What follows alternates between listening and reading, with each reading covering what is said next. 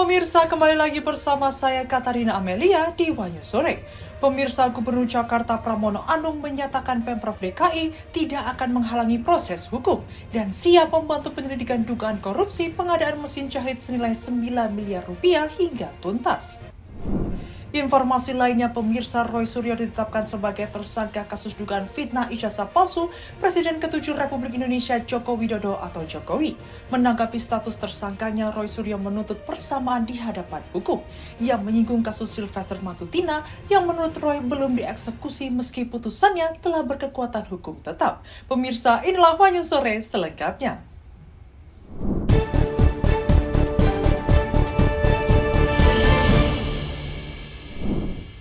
Mantan Menko Polhukam Mahfud MD menilai bahwa kasus dugaan pencemaran nama baik yang menyeret Roy Suryo tidak bisa diputuskan tanpa pembuktian terlebih dahulu mengenai keaslian ijazah mantan Presiden Joko Widodo atau Jokowi. Menurut Mahfud, hanya pengadilan yang berwenang memutus keaslian atau kepalsuan sebuah ijazah, bukan penyidik kepolisian.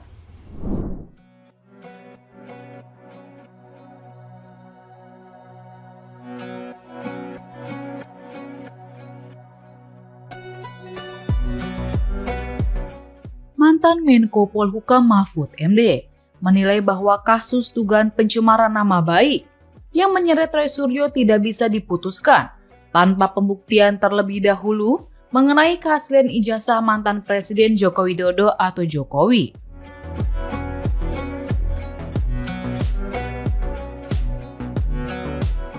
Menurut Mahfud, hanya pengadilan yang berwenang memutuskan soal keaslian atau kepalsuan sebuah ijazah, bukan penyidik kepolisian.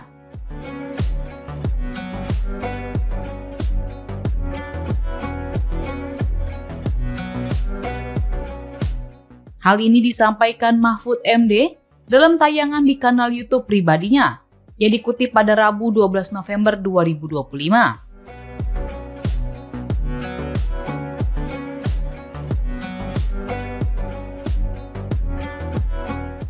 Ia menganggap secara logika hukum dalam proses kasus ini perlu dipertanyakan.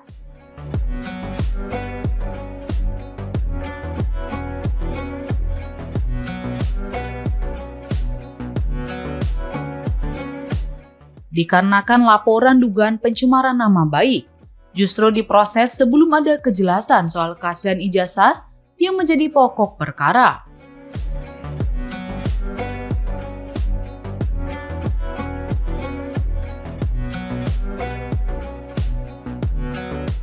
Untuk itu, Mahfud mengusulkan agar tuntutan terhadap Roy Suryo seharusnya ditolak atau dinyatakan niet van klieke verklaard atau tidak dapat diterima.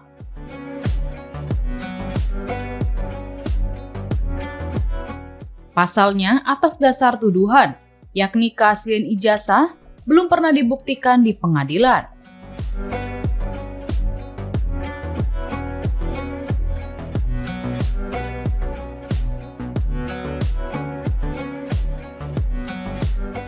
Mahfud menjelaskan seharusnya langkah yang diambil adalah dengan menguji lebih dahulu keaslian ijazah yang dipersoalkan melalui jalur perdata.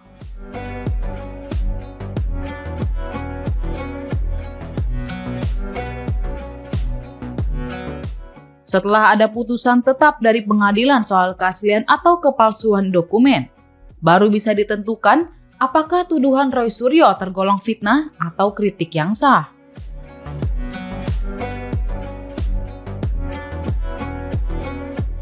Di sisi lain, Mahfud juga menyoroti posisi Universitas Gadjah Mada atau UGM dalam polemik ijazah Presiden ke-7 RI Joko Widodo atau Jokowi.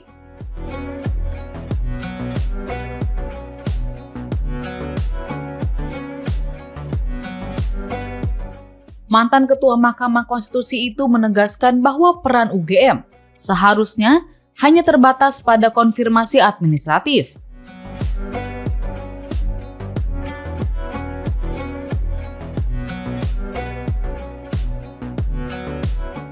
Di mana memastikan bahwa universitas memang pernah menerbitkan ijazah resmi bagi nama yang bersangkutan.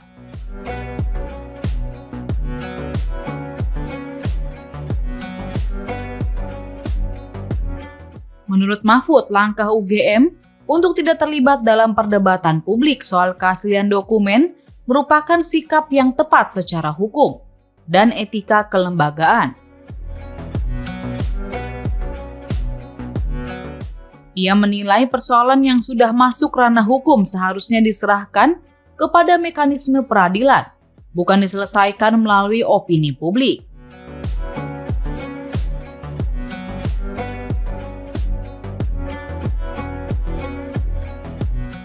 Lebih lanjut, Mahfud MD menilai aparat penegak hukum perlu berhati-hati agar tidak mendahului proses pembuktian substansial.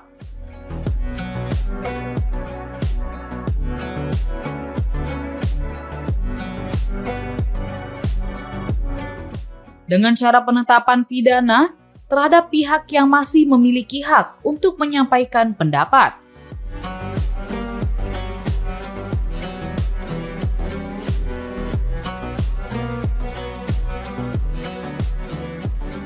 Dengan begitu, kata Mahfud, pembuktian keaslian ijazah menjadi kunci utama sebelum kasus dugaan pencemaran nama baik terhadap Roy Suryo dapat dinilai secara hukum.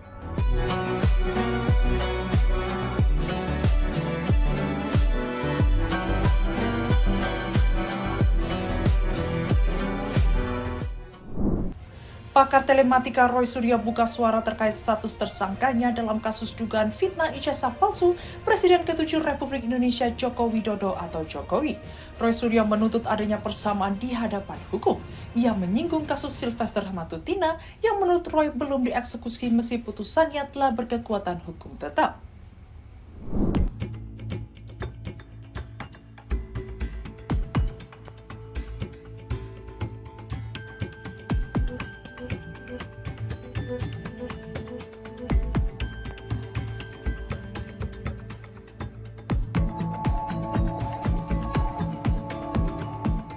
Pakar telematika Roy Suryo buka suara terkait status tersangkanya dalam kasus dugaan fitnah ijazah palsu Presiden ke-7 RI Joko Widodo atau Jokowi.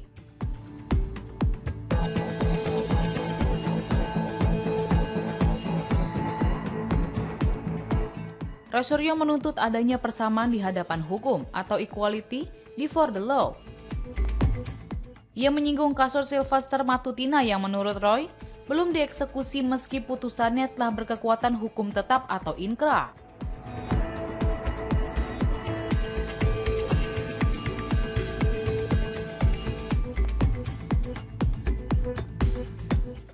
Diketahui Sylvester Matutina merupakan terpidana kasus pencemaran nama baik dan fitnah terhadap mantan Wakil Presiden Yusuf Kala atau JK yang hingga saat ini belum ditahan.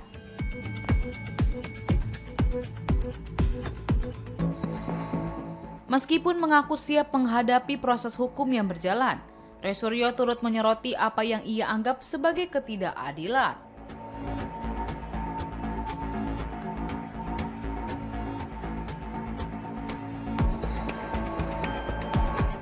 Ia kemudian membandingkan proses hukum yang menjeratnya dengan penanganan kasus Sylvester Matutina yang hingga kini masih berkeliaran.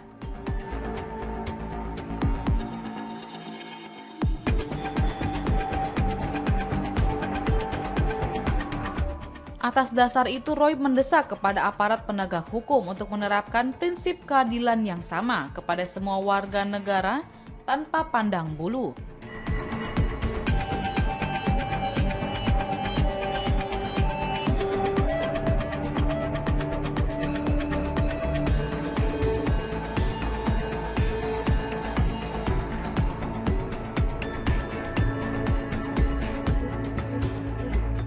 Di sisi lain, Roy memastikan bahwa dirinya bersama rekan yang berstatus tersangka bakal memenuhi panggilan penyidik pertama pada esok hari.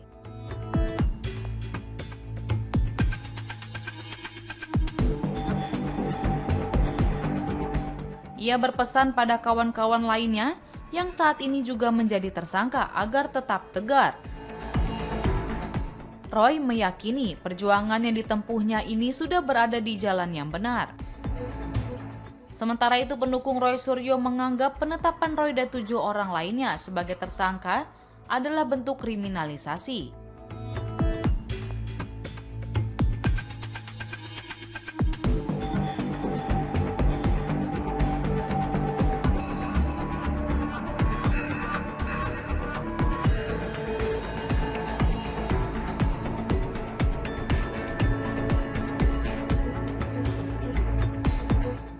Dukungan untuk Roy Suryo CS hadir dari sejumlah kalangan, mulai dari mantan Danjen Kopassus, pengamat, hingga masyarakat umum.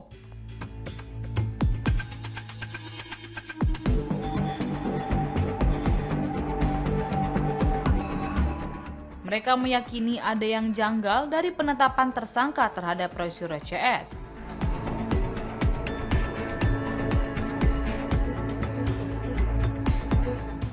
Serta mengajak untuk mengawal Roy Suryo CS karena 8 orang yang ditetapkan sebagai tersangka oleh Polda Metro Jaya telah dikriminalisasi.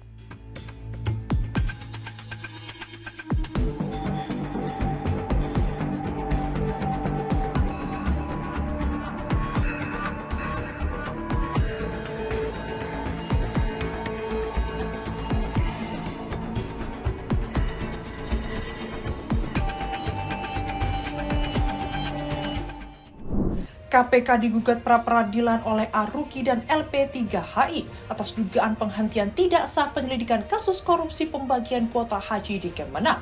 KPK membantah tudingan tersebut dan menegaskan penyidikan masih berjalan dengan pemeriksaan ratusan saksi serta penelusuran aliran dana dan kerugian negara.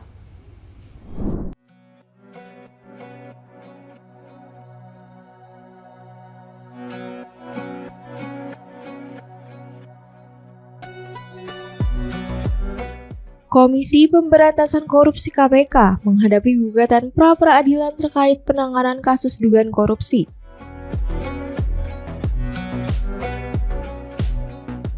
Dalam penyelenggaraan dan pembagian kuota haji di Kementerian Agama atau Kemenak.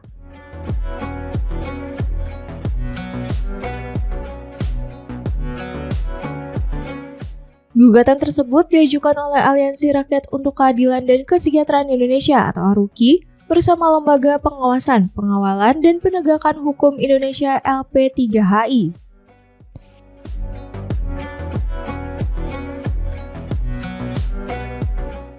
Ke Pengadilan Negeri Jakarta Selatan pada 7 November 2025 dengan sidang perdana dijadwalkan pada 17 November 2025. Pihak penggugat mengatakan gugatan dilayangkan karena dinilai KPK tidak kunjung menetapkan tersangka meski penyelidikan sudah berlangsung lama. Pihak LP3HI sebagai penggugat menduga penyidik KPK telah menghentikan perkara secara tidak sah.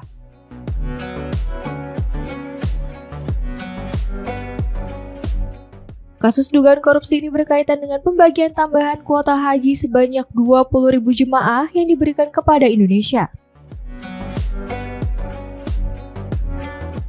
Berdasarkan aturan, 92% kuota seharusnya dialokasikan untuk jemaah reguler dan 8% untuk haji khusus.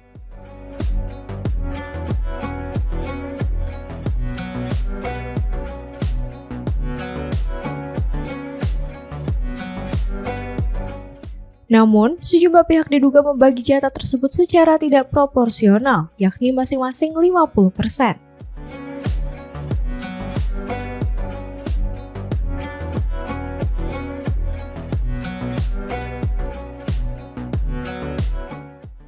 KPK sendiri telah memeriksa banyak pihak, termasuk pejabat Kemenak dan penyedia travel umroh, salah satunya Ustadz Khalid Basalamah.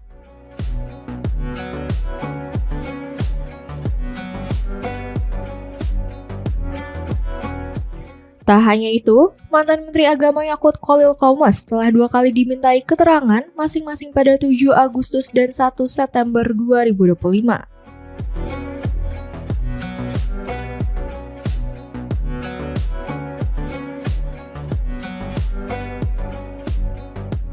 Menanggapi gugatan ini, KPK membantah tudingan bahwa penyidikan kasus dugaan korupsi kuota haji telah dihentikan.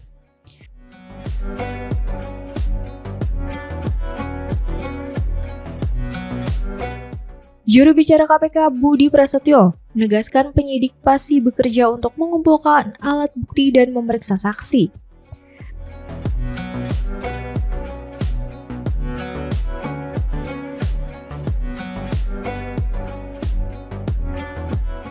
Budi menjelaskan pihaknya masih memintai keterangan dari berbagai pihak, termasuk biro-biro travel di sejumlah wilayah.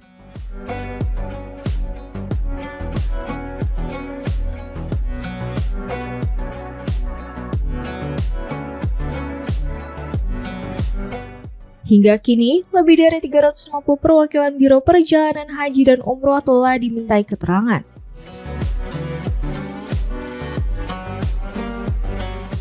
Pemeriksaan terhadap ratusan agen travel dilakukan untuk mengurai dugaan jual beli kuota haji.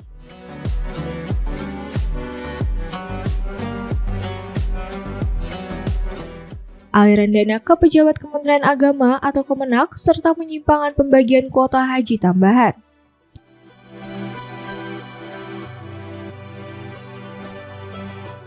Ia menambahkan, KPK saat ini juga masih menunggu hasil perhitungan resmi kerugian negara dari lembaga terkait.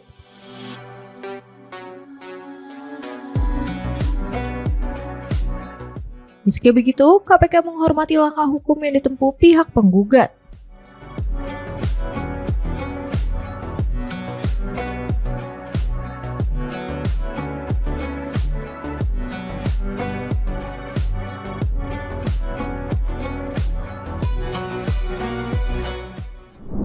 Polisi membeberkan rekaman CCTV yang menangkap gerak-gerik siswa pelaku sebelum ledakan di SMA Negeri 72 Jakarta. CCTV menangkap perilaku siswa pelaku saat tiba di sekolah dan menjelang pelaksanaan sholat Jumat.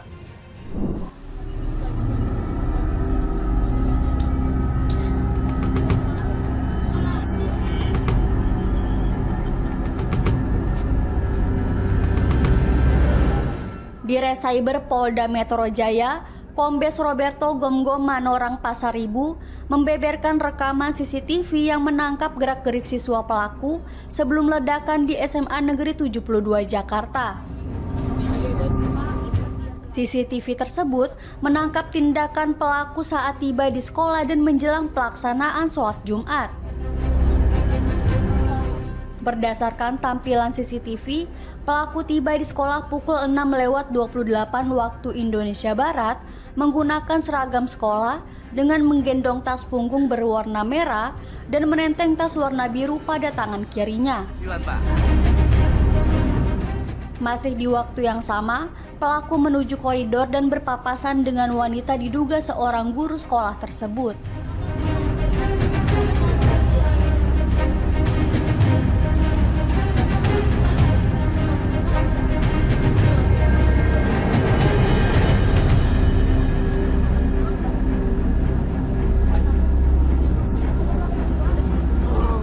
Kemudian pukul 11:43 waktu Indonesia Barat, pelaku melintas di lorong lantai 1 Timur 2 dengan mengenakan tas punggung merah dan memasuki masjid.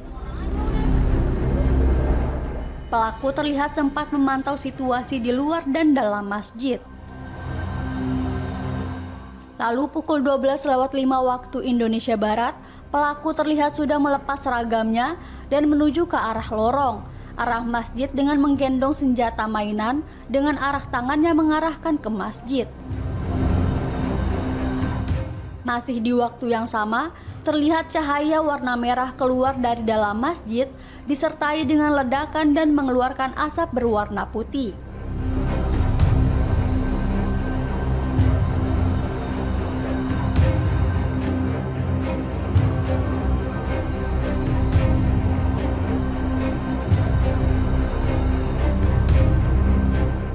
Detasemen Khusus atau Densus 88 Anti Teror Polri menyebut terdapat 7 peledak yang dibawa pelaku saat insiden ledakan di SMA Negeri 72. Sebanyak 4 peledak meledak di 2 lokasi yang berbeda, sedangkan 3 lainnya belum digunakan dan sudah disita petugas untuk proses penyidikan lebih lanjut.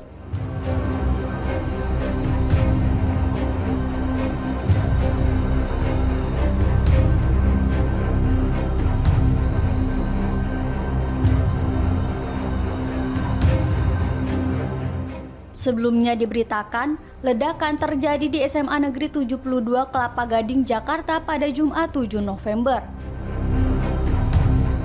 Sebanyak 96 orang yang didominasi siswa terluka akibat peristiwa tersebut. Bahkan hingga 1 hari setelah kejadian, sebanyak 29 korban masih dirawat di sejumlah rumah sakit, dan 67 lainnya sudah dipulangkan.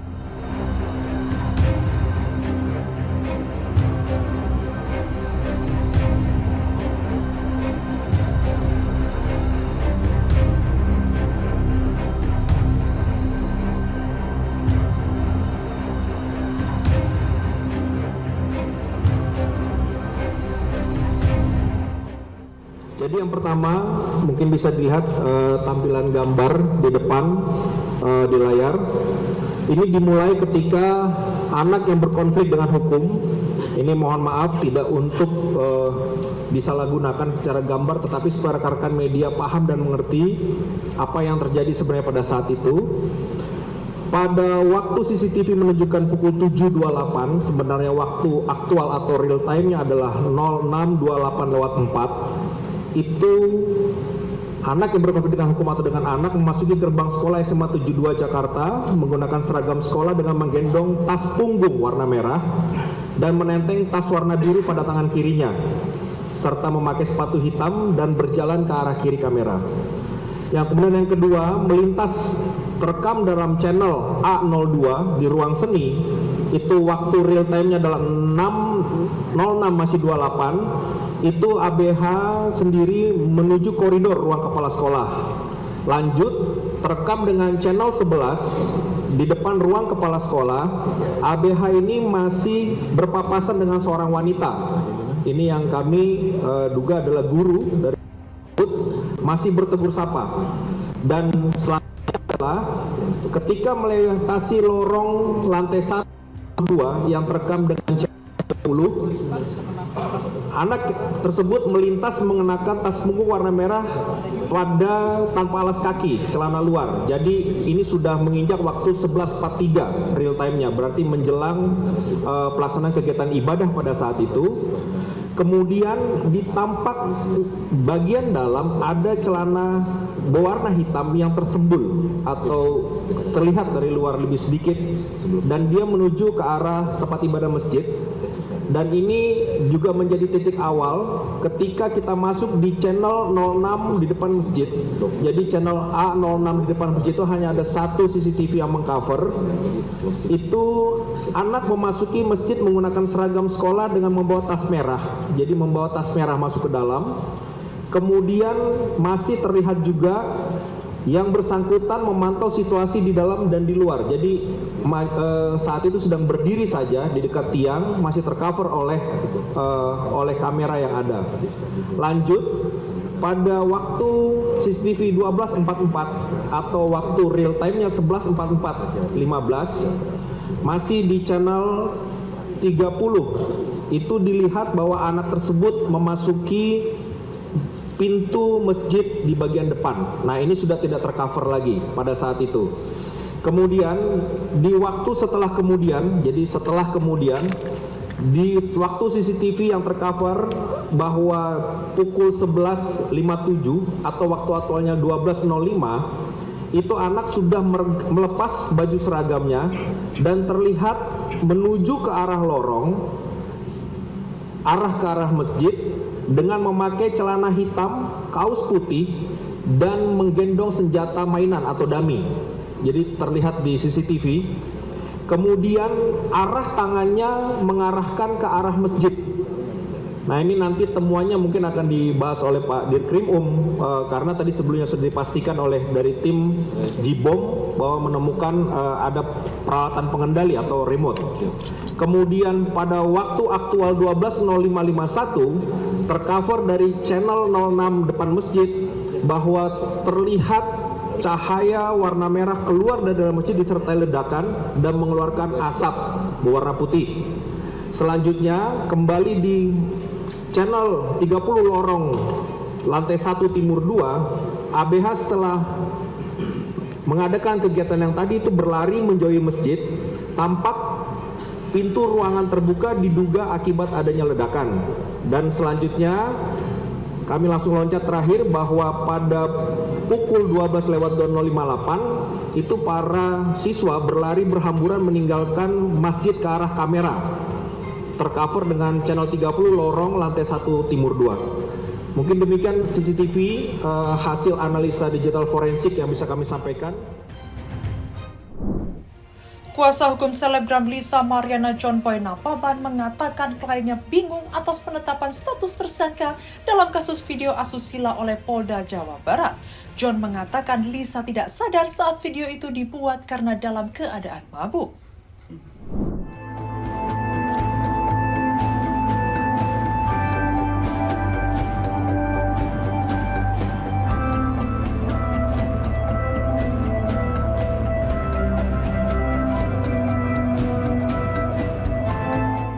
Kuasa hukum selebgram Lisa Mariana, John Boy Nababan mengatakan, kliennya bingung atas penetapan status tersangka dalam kasus video asusila oleh Polda Jawa Barat.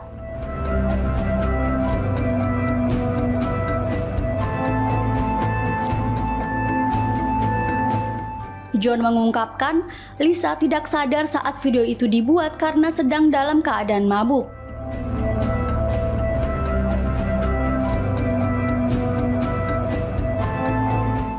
Sebagai kuasa hukum, John juga mengaku terkejut dengan penetapan tersangka terhadap Lisa.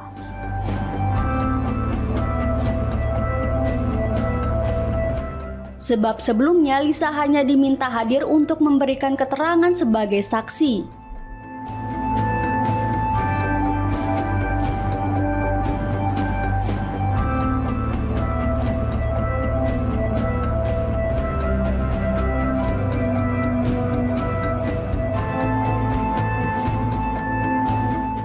Sebelumnya, Polda Jawa Barat menetapkan Lisa Mariana sebagai tersangka dalam kasus video sur.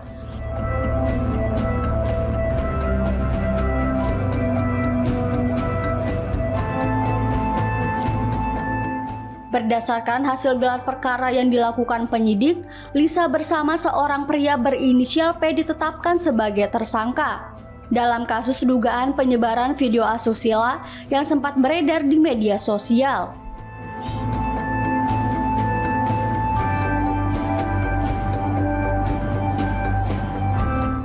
Pria berinisial P disebutkan memiliki tato yang identik dengan pemeran video dalam video sur tersebut.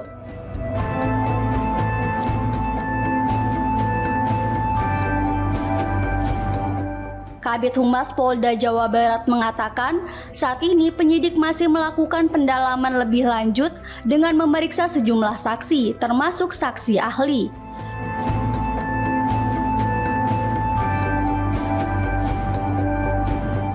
Hingga kini pihak kepolisian belum melakukan penahanan terhadap Lisa maupun P.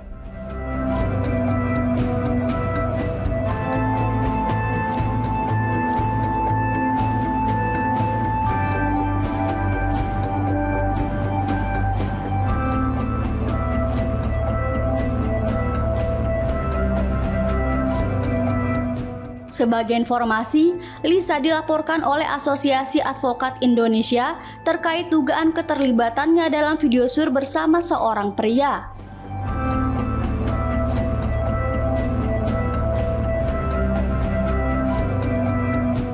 Dari laporan tersebut, polisi telah mengamankan 3 video barang bukti.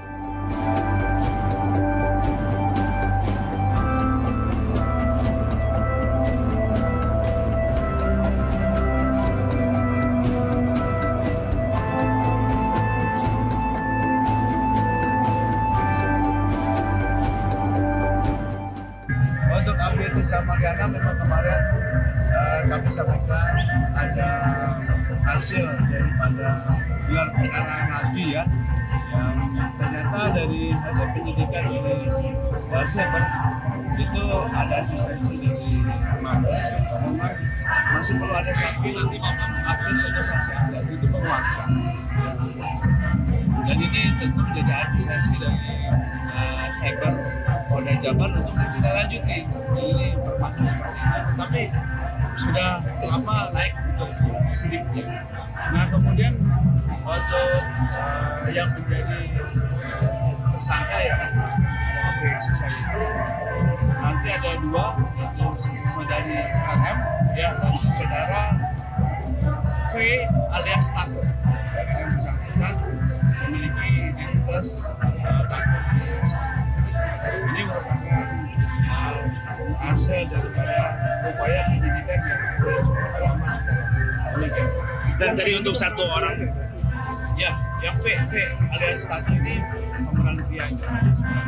Sadar yang bersangkutan adalah mereka, yang keduanya sadar ya, mereka atas kegiatan.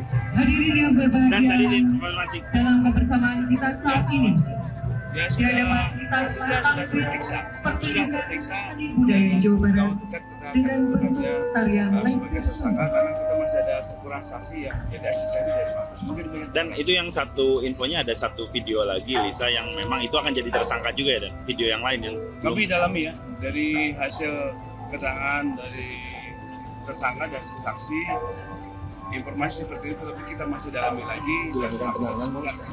Tapi ini akan dilakukan penahanan dulu nggak dan untuk para tersangka ini? Nggak waktu dekat apabila sudah selesai dengan apa yang jadi asisten dari Mabes akan kita lakukan. Artinya 3 ya dan ya berarti ya dalam kasus ini ada 3 ya, 3 Ya, orang. kita akan Diduga ada dalami 3. lagi.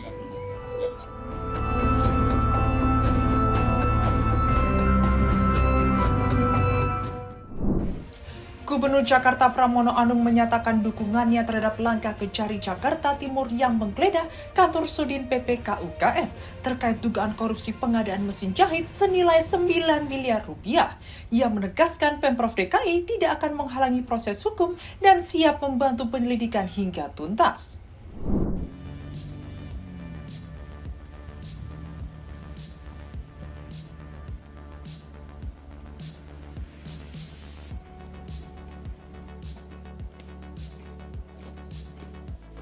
Gubernur Jakarta Pramono Anung angkat suara terkait penggeledahan di kantor Wali Kota Jakarta Timur, Senin 10 November.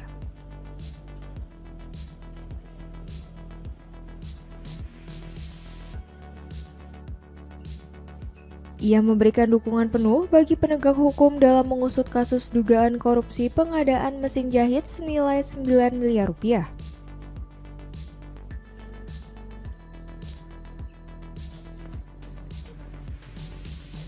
Di lingkungan Suku Dinas Perindustrian, Perdagangan, Koperasi, Usaha Kecil dan Menengah atau Sudin PPKUKM Jakarta Timur.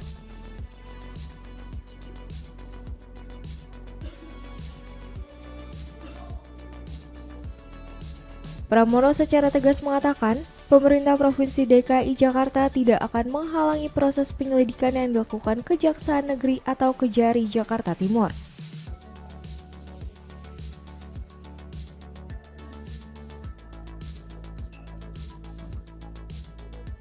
Peringatan tersebut disampaikan oleh Pramono saat berada di Kementerian Keuangan Jakarta Pusat Selasa 11 November.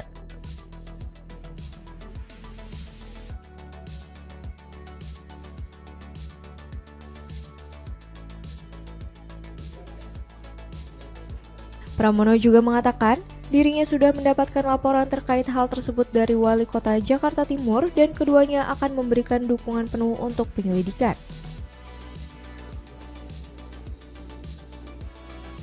Sebelumnya, tim penyidik Kejari Jakarta Timur melakukan penggeledahan di kantor Sudin PPKUKM terkait dugaan penyimpangan dalam pengadaan mesin jahit untuk program bantuan usaha kecil.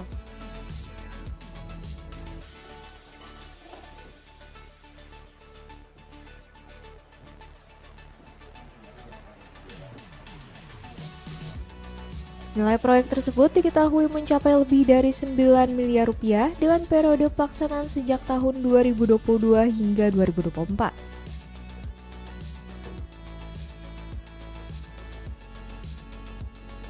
Penggeledahan dilakukan untuk mencari bukti adanya dugaan penyimpangan dalam pengadaan sekitar 3.000 unit mesin jahit.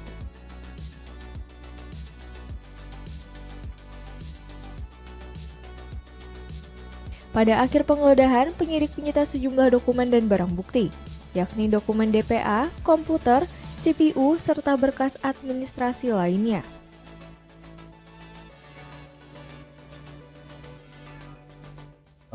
Tadi penggeledahan dilakukan oleh tim penyidik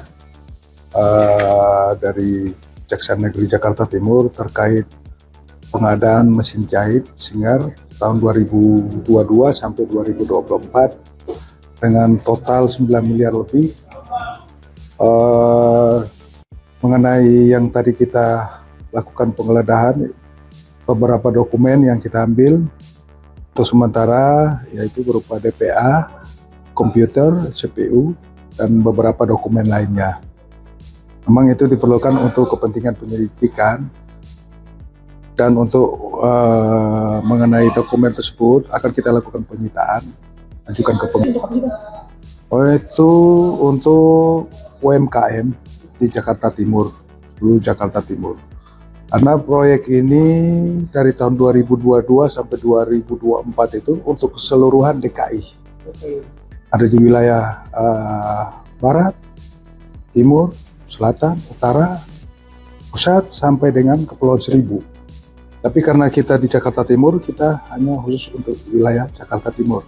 Untuk tersangka pasti sudah ada calon, tapi kita belum bisa menetapkan tersangka karena perhitungan kerugian negara yang realnya, yang sahnya nanti dari BPKP. Kita minta kawan-kawan dari BPKP untuk menghitung kerugian. Berapa tempat yang digeledah, Bang? Untuk hari ini ada 2 tempat.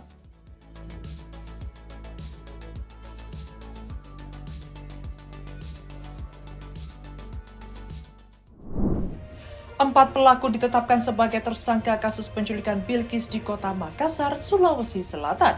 Polisi mengatakan keempat pelaku memiliki peran berbeda.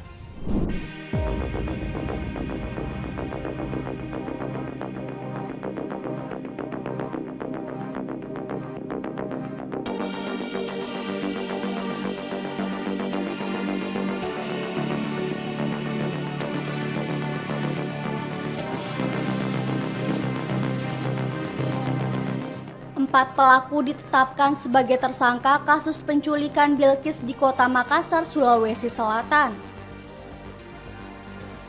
Keempat pelaku yakni wanita berinisial SY warga Makassar, wanita berinisial NH warga Sukoharjo, wanita berinisial MA warga Merangin, dan pria berinisial AS warga Merangin.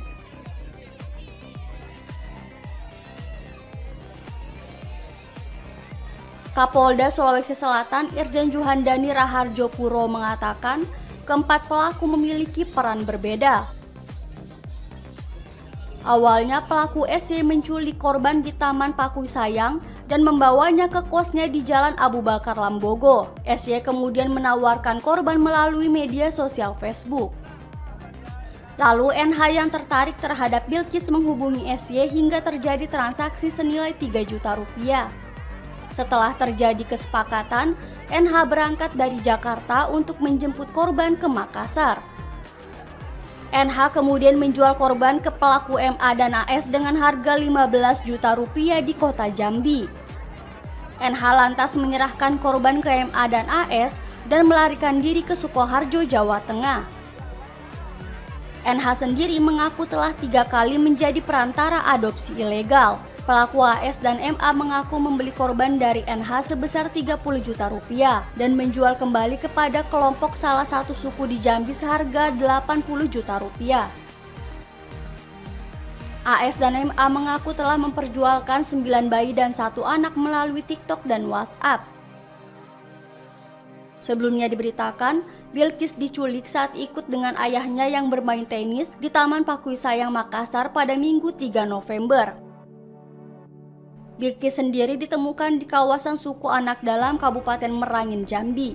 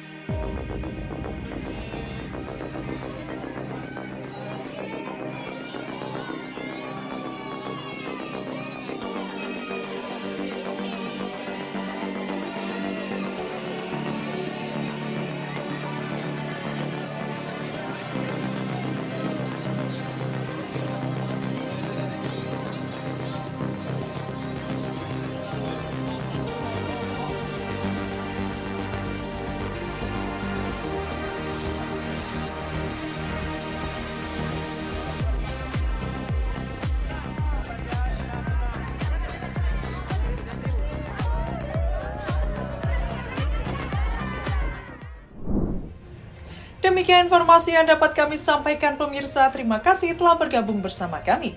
Saya Katarina Amelia dan seluruh tim yang bertugas mengucapkan sampai jumpa di One News sore berikutnya. Setiap hari pukul 7 malam hanya di kanal YouTube TV One News.com.